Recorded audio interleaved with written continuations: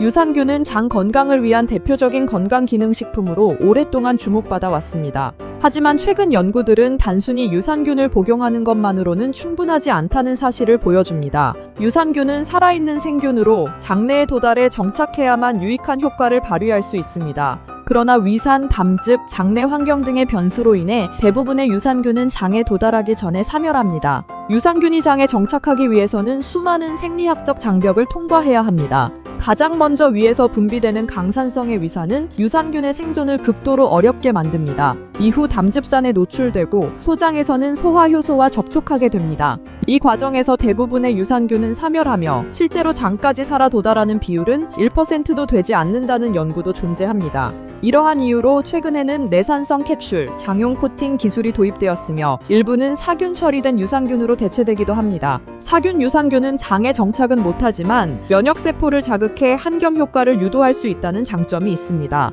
그러나 장점막이 염증 상태이거나 면역세포가 과활성화된 상태에서는 이조차 독이 될 수 있습니다. 게다가 장점막이 손상된 상태에서는 유산균의 생존율뿐 아니라 정착력도 크게 떨어집니다. 장누수, 염증, 면역 이상이 동반된 상태에서는 유산균이 오히려 부작용을 유발할 수도 있습니다. 특히 과도한 가스 생성, 복부 팽만, 설사 등은 유산균 복용 시 나타날 수 있는 대표적 반응입니다. 이는 장이 받아들일 준비가 되지 않았다는 신호이기도 합니다. 유산균의 종류도 문제입니다. 락토바실러스, 비피더스 같은 균주는 일부 사람에게만 효과적이며 모든 사람에게 동일한 결과를 보장하지 않습니다. 개인의 장내 미생물 구조에 따라 유산균의 작용은 천차만별입니다. 심지어 어떤 사람에게는 특정 유산균이 염증을 악화시키는 방향으로 작용하기도 합니다. 최근 연구에 따르면 대부분의 유산균은 장에 일시적으로만 머무는 transient colonization 상태에 그칩니다. 이는 장내 고유 미생물 군집이 유산균의 정착을 배제하거나 생존에 필요한 먹이가 부족하기 때문입니다.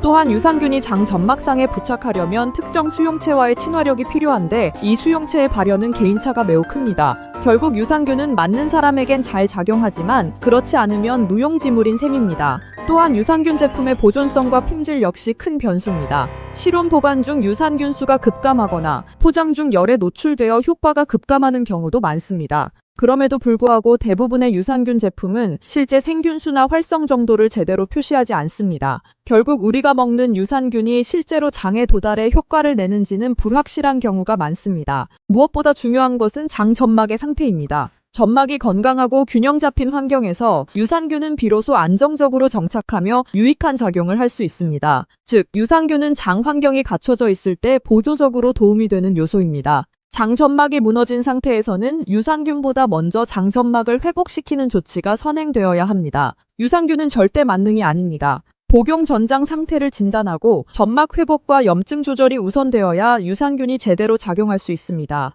또한 유산균만으로 장내 미생물 생태계를 다 복구할 수 있다는 생각도 이제는 제고해야 합니다. 장 환경을 개선하는 데 있어 유산균은 마지막 단계이지 출발점이 아닙니다. 유산균의 효과는 정착과 대사산물 생성에서 나옵니다. 하지만 장내에 이미 유해균이 우세하거나 염증 반응이 지속되는 상태에서는 유산균이 자리 잡기 어렵습니다. 일부 유산균은 락트산을 생성하여 pH를 낮추는 작용을 하지만 장 점막이 손상된 상태에서는 이 산성 환경이 오히려 자극이 될 수 있습니다. 또한 유산균이 생산하는 대사산물은 건강한 장내 환경에서만 한겸 면역 조절 작용을 합니다. 장 상태가 좋지 않으면 이 과정이 제대로 이루어지지 않습니다. 더불어 유산균은 장기 복용 시 효과가 유지되지 않는 경우도 많습니다. 처음에는 변비, 설사 개선 효과가 나타날 수 있으나 시간이 지나면 장이 적응하며 더 이상 변화가 없습니다. 이는 유산균이 장 환경을 바꾸는 주체가 아니라 조건부 보조자에 불과하다는 사실을 보여줍니다. 최근에는 포스트바이오틱스, 신바이오틱스, 미세캡슐화 기술이 접목된 유산균도 등장하고 있지만 이 역시 장의 상태가 기본적으로 건강해야 의미가 있습니다.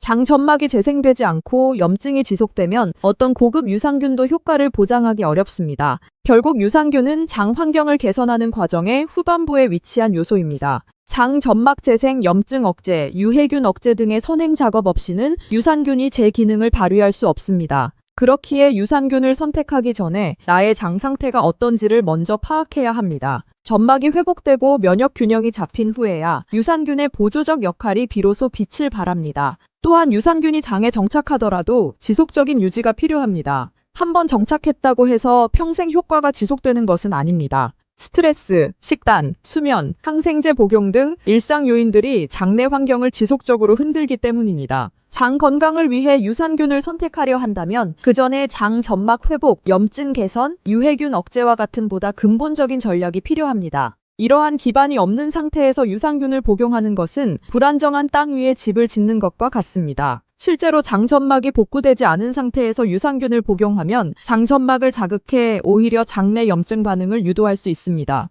특히 시보 환자의 경우 유산균이 문제를 더 악화시킬 수 있습니다. 이들은 장내 균형이 이미 깨진 상태이며 잘못된 유산균 투입은 가스 생성, 복통, 설사 등 부작용을 촉진할 수 있습니다. 이처럼 유산균은 개인의 장 상태에 따라 작용이 달라지기 때문에 무조건적인 복용은 위험할 수 있습니다. 최근에는 유산균보다 장점막 회복을 우선시하는 접근이 기능의학, 자연치유학계에서 주목받고 있습니다. 예를 들어 글루타민, 아연카르노신, NAG, DGL, 알로에베라, 페르세틴 등의 성분은 장점막의 재생을 도와주는 대표적인 물질입니다. 이 성분들을 기반으로 장점막을 복원한 후 유산균을 도입하면 훨씬 더 안정적이고 지속적인 효과를 얻을 수 있습니다. 또한 유산균은 혼자보다는 프리바이오틱스, 식이섬유, 폴리페놀 등과 함께 복용할 때 더 효과적입니다. 이들은 유산균의 먹이가 되어 장내에서 생존과 증식을 돕고 동시에 유해균의 성장을 억제하는 작용도 합니다. 그러나 이 역시 장 점막이 건강하고 염증이 안정화되어 있을 때 비로소 작용합니다.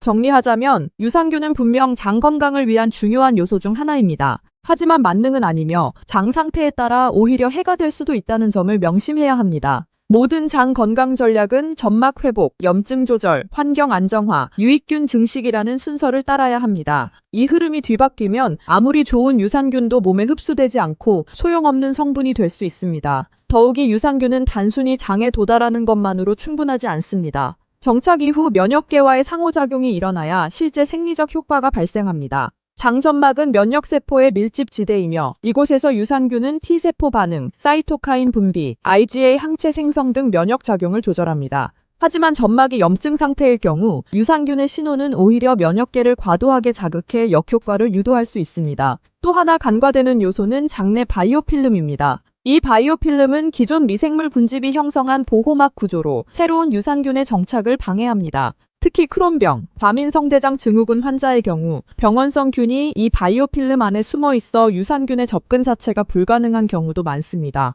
이런 상황에서는 유산균을 넣는 것보다 먼저 바이오필름을 분해하거나 병원성 미생물을 억제하는 전략이 선행되어야 합니다. 장용 코팅, 내산성 캡슐, 동결건조 기술 등이 사용되지만 이것만으로는 충분하지 않습니다. 장에 도달하더라도 점막 환경이 손상되어 있으면 정착률은 여전히 낮고 생산되는 대사산물의 품질도 불안정합니다. 즉, 생존만 강조하고 정착과 작용을 놓친 유산균 마케팅은 소비자에게 왜곡된 인식을 줄 수 있습니다. 실제 임상 현장에서도 유산균 복용에 실패한 사례는 적지 않습니다. 예를 들어 장누수 증후군과 SIBO가 함께 있는 40대 여성 환자 사례에서는 유산균 복용 후 가스와 복통이 오히려 심해졌고 점막 치료 후 동일 유산균을 다시 복용했을 때에만 효과가 나타났습니다. 이러한 사례는 타이밍과 환경이 유산균 효과에 얼마나 중요한지를 잘 보여줍니다. 따라서 유산균 복용은 장 상태에 따라 전략적으로 설계되어야 합니다. 1장 염증이 심한 단계 유산균 복용 금지, 점막 회복 중심. 비점막 회복 단계 저용량, 내산성 유산균 소량 도입, 참 안정화 이후 프리바이오틱스 병행하여 미생물 다양성 확대. 이러한 단계적 접근 없이는 유산균은 오히려 장에 부담을 줄 수 있으며 장기적으로 회복을 방해할 수도 있습니다. 더욱이 유산균은 단순히 장에 도달하는 것만으로 충분하지 않습니다. 정착 이후 면역계와의 상호작용이 일어나야 실제 생리적 효과가 발생합니다. 장점막은 면역세포의 밀집지대이며 이곳에서 유산균은 T세포 반응, 사이토카인 분비, IgA 항체 생성 등 면역작용을 조절합니다.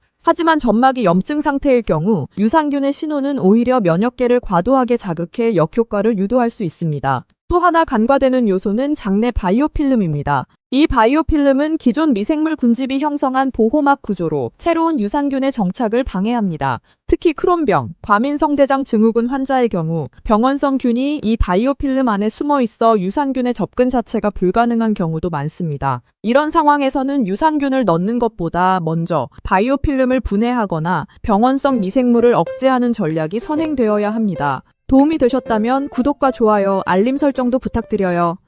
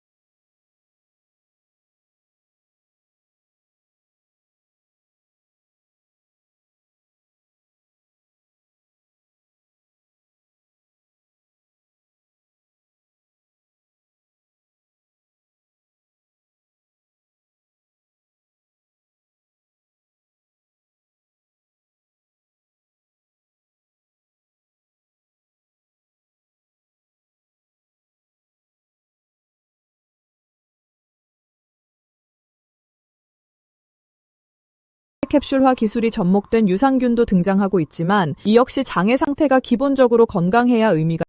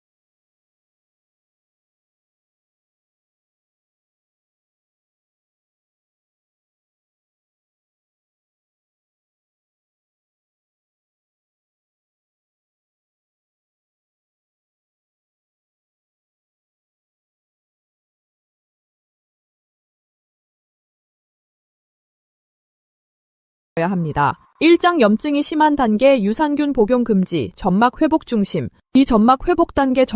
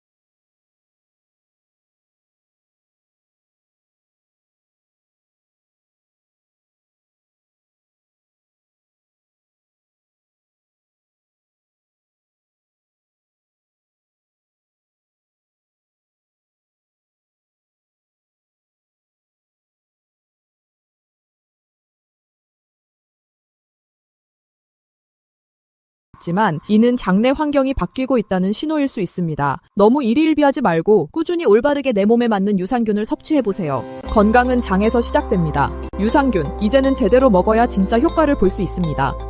도움이 되셨다면 구독과 좋아요 부탁드려요.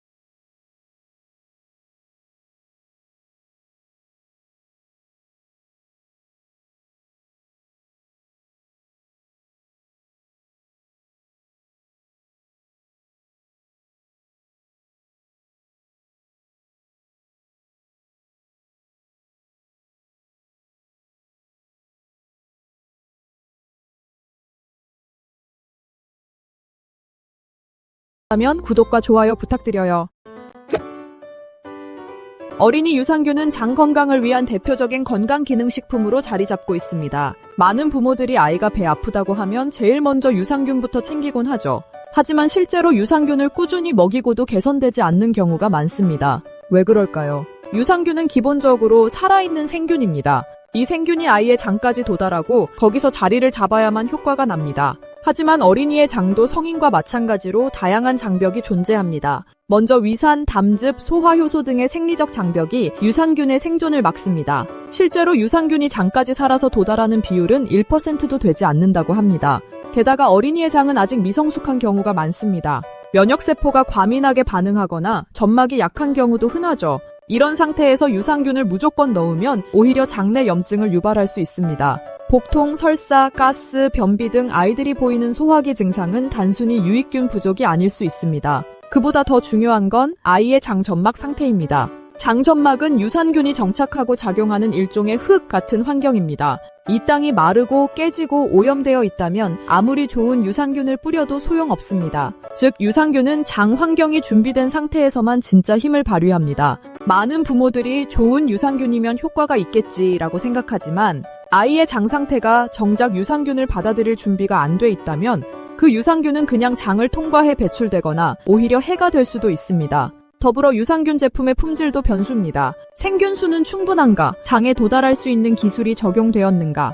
포장 상태, 보관 온도에 따라 유산균은 쉽게 사멸하고 실제 효과도 사라질 수 있습니다. 그렇다면 왜 아이들에게 유산균이 효과 없을 수 있을까요? 바로 장점막이 손상되어 있거나 염증이 존재하거나 이미 유해균이 우세한 환경이기 때문입니다. 장 환경이 무너진 상태에서 유산균을 넣는 것은 흙이 사막처럼 메마른 상태에서 씨앗만 던지는 것과 같습니다. 이때 필요한 것은 물, 비료, 땅의 회복입니다. 즉, 장 점막을 회복시키고 염증을 줄이고 환경을 안정화시키는 것이 우선입니다. 어린이의 장 점막은 아직 미세하게 미성숙한 상태입니다. 성인보다 점막의 두께가 얇고 장내 면역세포의 반응도 더 민감합니다. 이 말은 곧 유산균이 들어왔을 때 더 쉽게 과민 반응이 나타날 수 있다는 의미입니다. 아이들이 유산균을 먹고 배가 아프거나 설사를 하는 경우 이는 장이 유익균을 받아들일 준비가 되지 않았다는 신호일 수 있습니다.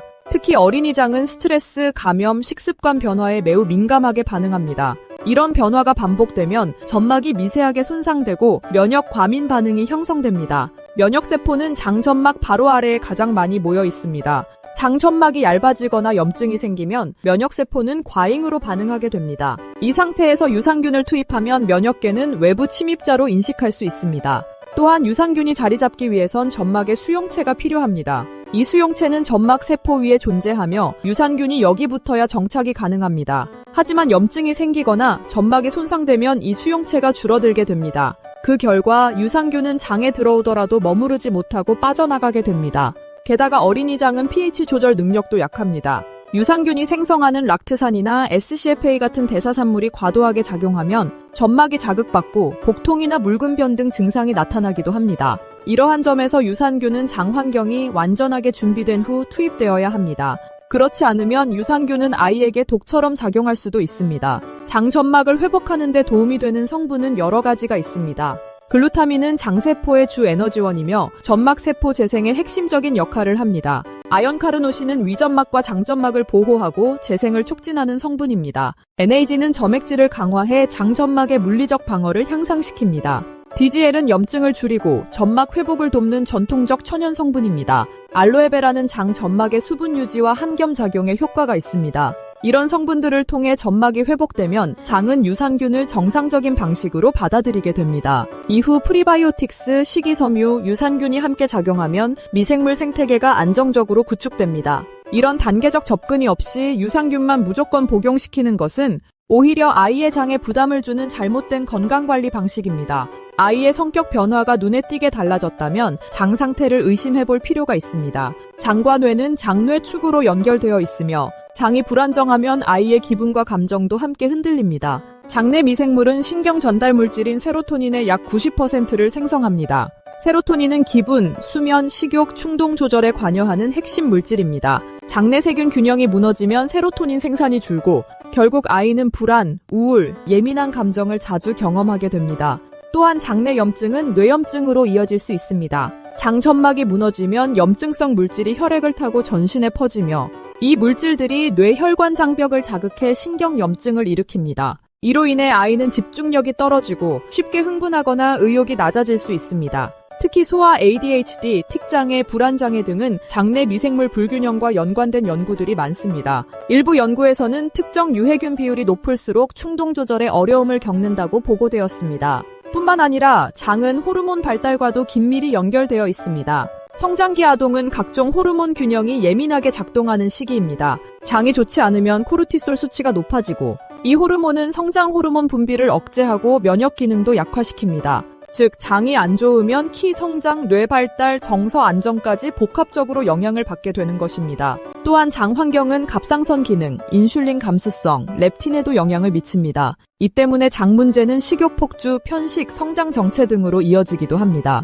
결국 아이의 성격, 집중력, 감정, 성장 속도까지 모두 장이 결정할 수 있습니다. 유산균만으로는 이런 연결고리를 완전히 회복시킬 수 없습니다. 장점막 회복, 염증 억제, 미생물 다양성 복원이 병행되어야만 유산균이 비로소 그 효과를 발휘할 수 있는 환경이 만들어집니다. 그렇다면 아이의 장 건강을 위해 실질적으로 어떤 전략이 필요할까요? 첫째, 가장 중요한 것은 장점막 회복입니다. 장점막은 아이의 면역과 흡수를 담당하는 최전선입니다.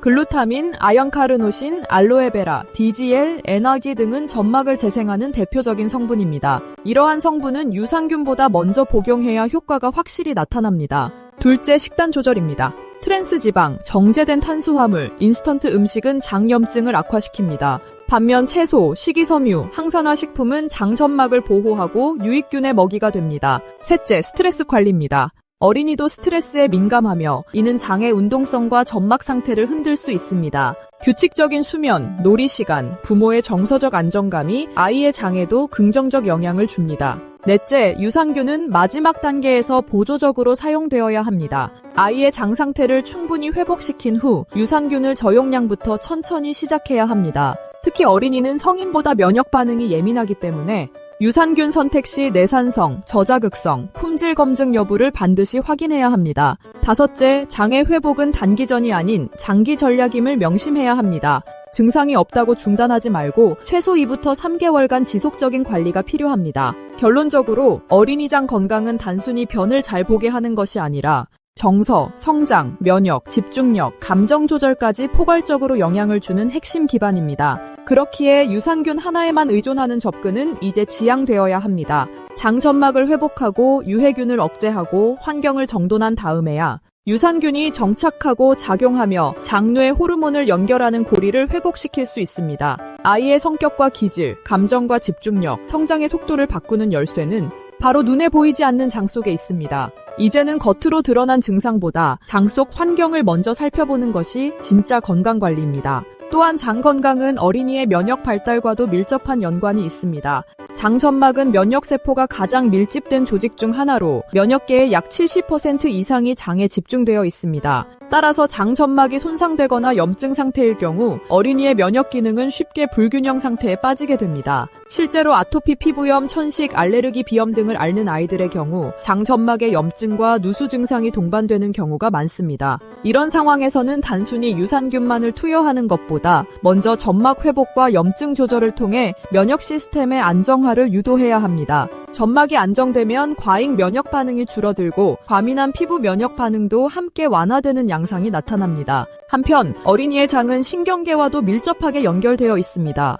우리가 흔히 두 번째 뇌라고 부르는 장은 실제로 1억 개 이상의 신경세포를 가지고 있으며 뇌와 직접적인 소통을 담당합니다. 특히 세로토닌의 90% 이상이 장에서 합성되기 때문에 장내 환경은 감정, 수면, 집중력, 불안정성 등에 직결됩니다. 아이의 장 상태가 불안정할 경우 과민하거나 분노 조절이 어렵고 작은 자극에도 쉽게 예민해지는 경향이 나타납니다. 실제로 변비가 심하거나 잦은 가스, 복통을 호소하는 아이들은 감정 기복, 야경증, 분리불안과 같은 증상을 보이는 경우가 많습니다. 이때 유산균만으로는 충분한 개선이 어려우며 장 점막 상태를 정비하고 염증을 줄이며 유익균이 살아갈 수 있는 환경을 먼저 마련해야 합니다. 도움이 되셨다면 구독, 좋아요, 알림 설정 부탁드립니다.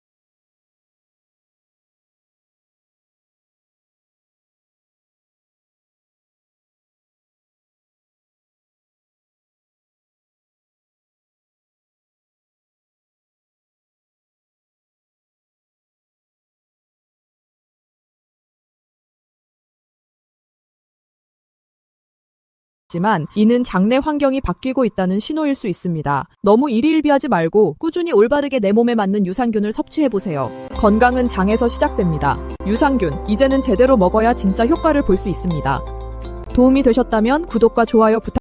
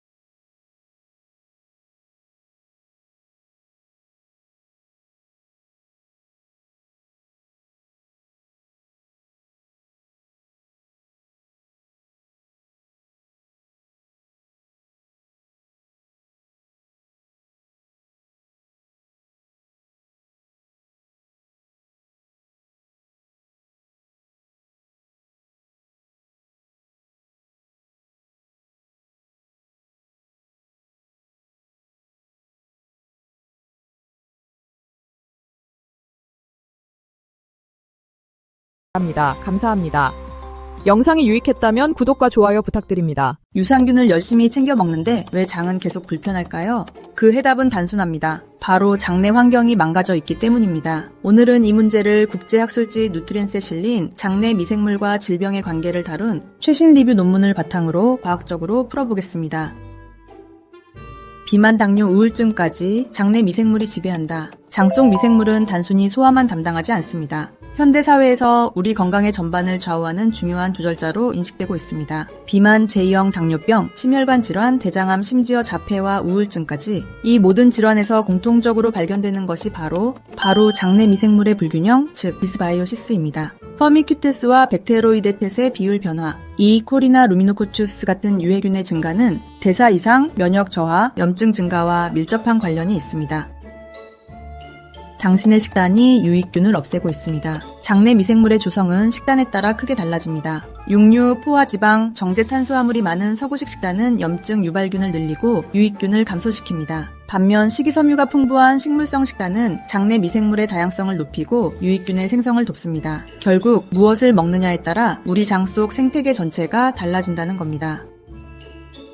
장 건강의 핵심은 스페입니다. 식이섬유가 분해되며 생성되는 단세지방산, 즉 SCFA는 장 건강과 대사 건강의 핵심입니다. 대표적인 SCFA는 부치르산, 아세트산, 프로피온산입니다. 이들은 장점막을 보호하고 염증 반응을 조절하며 에너지 대사, 인슐린 감수성, 면역 반응까지 광범위하게 영향을 줍니다. 특히 부치르산은 장세포의 주요 에너지원이자 장내 항상성 유지를 위한 핵심 물질입니다. 핵심은 결국 SCFA가 충분하지 않으면 장내 대사 기능과 면역 기능이 모두 무너진다는 겁니다. 사장누수는 전신질환의 시작점입니다. 장벽이 손상되면 장누수, 즉 리키것 현상이 발생합니다. 이 상태에서는 장내 독소와 미생물 조각들이 혈류로 침투하게 되고 면역계는 이를 외부 침입으로 인식해 전신 염증 반응을 일으킵니다. 이로 인해 자가면역 질환, 우울증, 불안, 심지어 자폐 스펙트럼 장애까지 연결될 수 있습니다. 장벽은 단순한 물리적 장벽이 아닙니다. 우리 몸을 지키는 면역의 최전선입니다. 장을 위한 유산균, 왜 사람마다 반응이 다를까? 같은 유산균을 먹어도 어떤 사람은 효과를 느끼고 어떤 사람은 전혀 반응이 없습니다. 이 차이는 어디서 나올까요? 바로 기초 장내 환경의 차이입니다. 이미 유해균이 많은 상태나 점막이 손상된 장에서는 유산균이 정착하거나 증식하지 못합니다. 결국 좋은 유산균을 넣기 전에 그들이 살아갈 수 있는 환경부터 정비해야 제대로 된 효과를 볼 수 있다는 겁니다.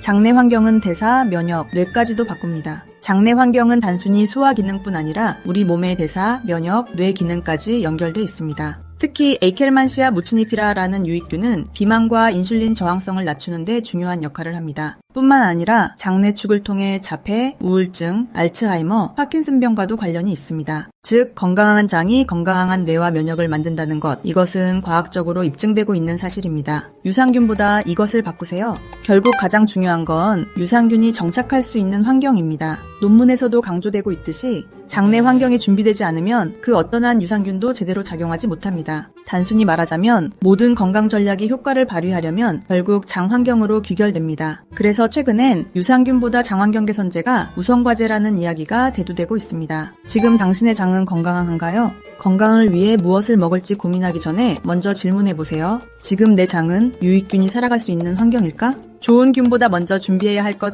즉 장내 생태계입니다. 유산균만으로 부족합니다. 장환경 개선 지금 시작해야 합니다.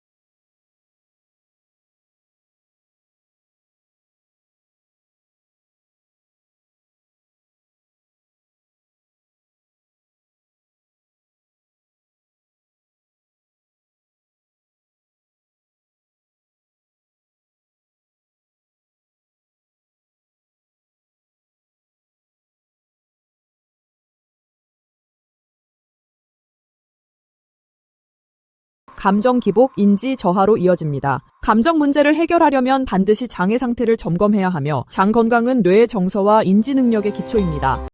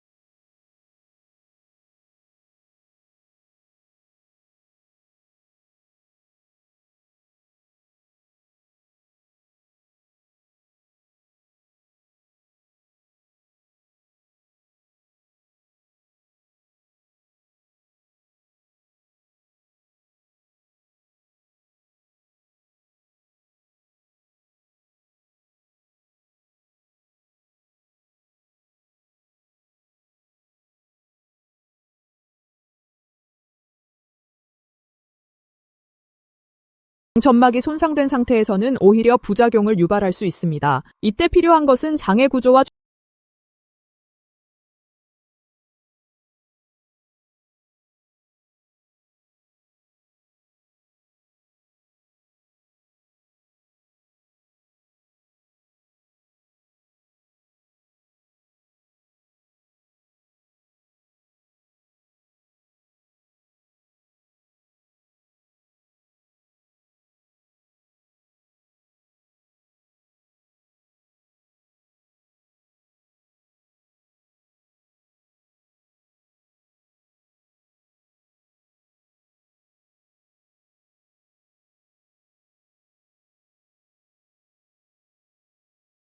되셨다면 구독과 좋아요 눌러주세요.